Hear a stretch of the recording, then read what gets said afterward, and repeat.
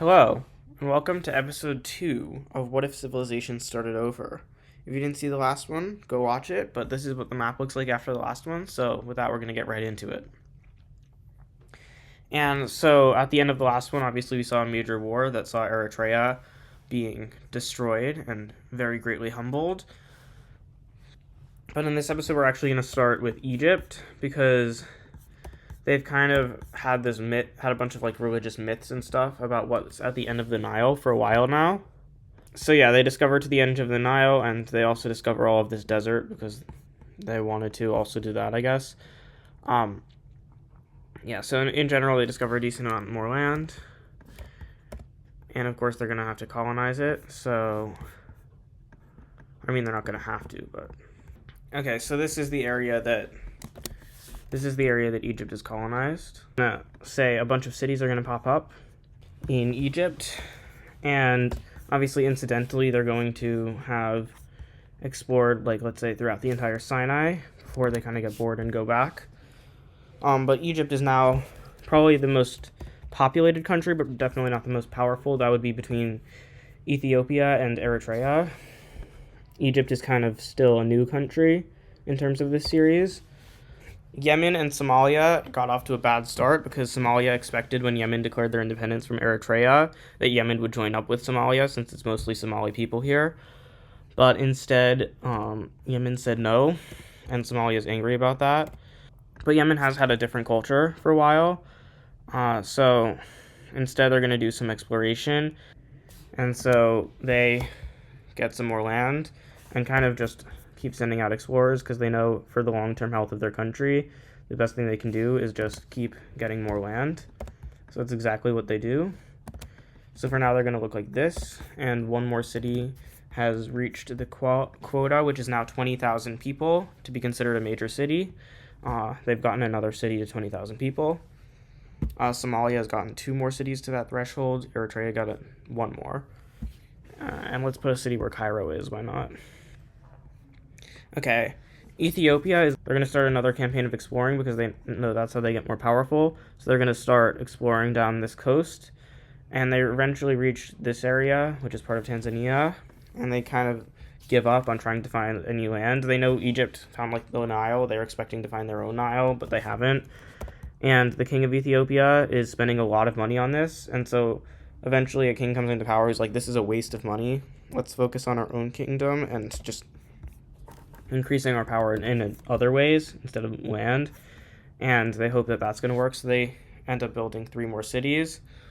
They're, I think, around tied with Egypt for population, despite Egypt having much more fertile land. So these guys are around carrying capacity, whereas Egypt can grow a lot more. But Egypt isn't really into exploring and stuff. Instead, they're kind of just into... Egypt isn't really into exploring and stuff. They're kind of just into being themselves. So actually not much is going to happen for a while. What will happen is that Eritrea will explore west, sending out some military people there for the purpose of establishing military bases, because remember, they're a military country. And there's not much here, but they do find more of the Nile, but this is like the worst part of the Nile. But Egypt by now is probably explored a little bit further south, or colonized, I should say. But Eritrea will get nominal control, at least, like not like de jure control, I should say, like not de facto. Which just basically means they say they have control over it. Do they really? But they do establish a few military outposts, 2 of which end up having more than 20,000 people, and therefore qualify as major cities. And then another civilian outpost happens up here. And honestly, I call these military outposts, like they probably have like 1,000 to 2,000 military personnel, so they are 90% civilian anyway. But this one's just not really as militarized as these 2. So basically, they're just trying to fortify themselves. And, I mean, they're mostly in Sudan now and not Eritrea, but I'm still going to call them Eritrea. They still very much claim over Yemen, and Yemen is scared that these guys keep trying to make themselves stronger. And Yemen is right to be paranoid that the reason they want to do that is to take over Yemen. So the king of Yemen basically does something that's not popular with his citizens, which is that he forces a lot of them to start colonizing into this newly discovered land in Oman. And because of that, 5 new cities, so 100,000 people were moved over here. Actually, 200,000 people, but only 5 cities were actually big enough to have 20,000 people. And he hires a professional group of desert explorers, which I guess is a profession that exists in this timeline, to explore there, and then has de jure control over this much because no one else claims it, and Yemen does claim it. So yeah, Yemen has a lot of control over the south. I think they're the biggest country by area now, but definitely not by power or any other metric. They're roughly equal to Somalia in terms of last place. But now let's go back to Egypt because their population is continuing to grow. But a lot of their population is up in the north, not in the south, because the north is even richer than the south is. And I don't want to have to erase cities often, so sometimes there's going to be what I'm going to call legacy cities. So if it was ever a major city, I'm just going to keep it on the map. But if a city was like deliberately destroyed or something like that, I'm going to erase it. So these 2 cities are too small now to be considered major, as well as these 2 and this one. So as you can see, Egypt's population is definitely moving north, as like a new major city pops up there. And a lot of the northern population wants to keep exploring outwards, but the central Egyptian government is saying no. We want to focus on ourselves and focus especially on our southern border. But a group of people from the north of Egypt are like, screw our government, we're gonna go out anyway. They're still loyal to their king. They're not trying to like start a new country or anything, but they kind of do some exploring here and find a bunch of desert, and then they do some exploring here and find a bunch of desert. And then they realize maybe our government was right, but also we might as well put some settlements down here. But now there's some tensions between the north and the south. None of the settlements they made up there are big enough for major city status, but yeah. Ethiopia just crossed a major milestone, which is now they actually import more food than they produce, which is interesting. We've had a long time without a new state forming, so I think it's about time a new state does form. And the new state will actually be caused by, once again, Eritrea. They're kind of the big bad of this series at this point. But what they are going to do is they are going to launch their invasion of Yemen I've been talking about for a while. And Yemen's going to ask Somalia for help, and Somalia's going to just flat out say no. So Yemen's going to have to fight back, and they're actually doing decently well because it's hard to supply this over the Bab el-Mandeb Strait when they don't have any land that's officially theirs and haven't for a while on this side of the strait. But they do manage to cut these guys off from the coast over here, which is going to be helpful. Unfortunately for Eritrea, besides Somalia, their neighbors don't like them, and Egypt really wants to get this port city back, so they just do. And Eritrea doesn't like that, so they send a separate fleet up. They just don't understand to not get into a multiple front war. Egypt takes that as a declaration of war and starts invading into them from the south. And Ethiopia is like, we want this city that Somalia denied us last time, so we're going to take it. These guys start withdrawing, and these guys start pushing their army forward, but before they can actually kick these guys off, before Yemen can actually kick Eritrea off of the Arabian Peninsula, the entirety of Oman will secede from Yemen. They're going to put their capital in their most populated city, which is that one. And Yemen obviously isn't going to recognize their independence, because why would they? So these guys are going to invade into Yemen to get them to recognize the independence. So Yemen is going to kind of let them for a while, and so these guys are going to have like specialized desert units basically to take this desert land that no one lives in. Like, the entire population of this land is less than this city's population. So anyway, yeah, this is going to happen.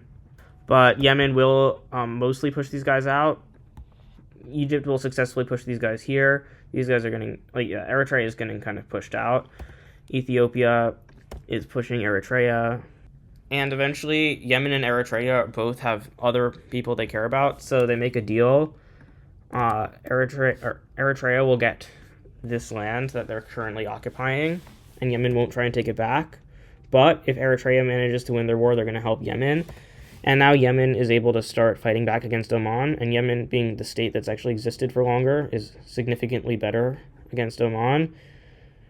And they're able to take back a lot of land from Oman, and now Oman is asking Somalia for help, but Somalia is kind of like, we're kind of tired of all of this. We don't really want to be involved in this. But Yemen is kind of slowing down anyway, as they kind of have exhausted a lot of their forces. Ethiopia is getting very close to the capital of Eritrea, and Egypt is also taking some land in the west of Eritrea, taking some of these civilian cities. Meanwhile, though, the north of Egypt is going to take an opportunity to secede from the south of Egypt because they've always wanted to, and now's a good opportunity, but that's not a good color. Yeah, North Egypt is going to be brown, and the capital is going to be up in Alexandria, and Egypt is going to have to make a decision. Do we grant them independence, or do we fight them? And instead, the king of Egypt makes a third decision. We're going to tell them we're granting them independence, finish off Eritrea, and then fight them. The king tries to send a messenger up to these guys saying, hey, you can have your independence, but the messenger gets lost, and he just dies in the desert. So obviously this land's unexplored because they don't actually know that it's there. And the North Egypt doesn't hear anything back for a while and just assumes that South Egypt has decided not to grant them independence. While this has been happening, they have made some progress against Eritrea, with Ethiopia having captured this city. Oman has actually been doing some pressure against Yemen because they just have more motivation now that it's closer to their homeland. Anyway, so then North Egypt is going to declare war on South Egypt to try and get their independence, which they already had but also didn't have. So they are going down the Nile, and Egypt doesn't realize this is happening until they've already gotten to here. And at this point, Egypt is like spooked. They think the messenger did something wrong. They just don't know what happened. So they withdraw a lot of their troops from Ethiopia, eventually withdrawing all their troops. Not Ethiopia, Eritrea. And with this, Eritrea is able to get some land back from Ethiopia before it kind of settles into a stalemate for now. But Egypt is going to try and push North Egypt out of their territory. Unfortunately, North Egypt is a little bit stronger than Egypt. They also got the head start, which is kind of bad. Eventually, it does stalemate, but it's around here. And North Egypt is refusing to give up all the territory they took from South Egypt, only some of it. Anyway, Eritrea decides, might as well start helping out Yemen now. Doing my deal that I was supposed to do, because it doesn't look like this is going to happen anymore. And that's when Ethiopia starts another attack against Eritrea, taking their capital. And Yemen, who's already winning, decides, why not stab Ethiopia or Eritrea in the back? And they do. Unfortunately, that's going to be quite bad for them, as Somalia once again tells Ethiopia, hey, remember the deal we had where you weren't supposed to attack Eritrea again?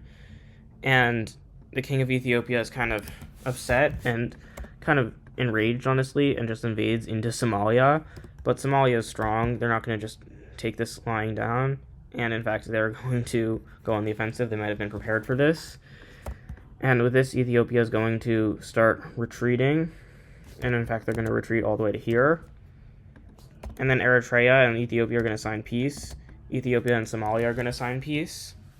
So the entire effect of this war was literally just that two new countries exist.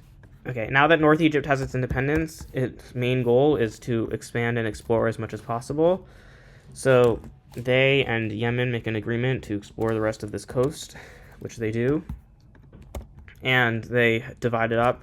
This is going to anger Oman because, they had explored a lot of this land, but it's all going to go to Yemen. This is all de jure, not de facto.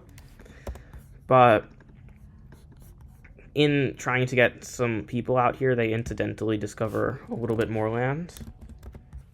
And Yemen is not going to learn from their past mistakes, sending a bunch of people up to live along this coast, as well as creating one city in the middle of the desert that is hopelessly reliant on Yemen for everything. While Oman is going to they're forced to trade with Somalia mostly, since these guys don't really want to trade with them. And so they discover the island of Socotra and take it for easier trade with Somalia. And one day, their ships in monsoon season get washed up and accidentally go to Persia. And then they return to Oman and say, hey, there's a whole new continent out here. And Oman's like, great, we have a way to attack back against Yemen. And so they send a lot of people to Persia, take it, for their own. And this is not them forcing to move people or forcing people to move, but enough people do want to move here that there's going to be one major city, as well as a random one's going to pop up there because it looks nice. Egypt's population will have a few new cities in the Levant coast, as well as over here. And this episode has been really long so far, so I think I'm going to end it here. So, yeah, thank you for watching, and I'll see you in the next one.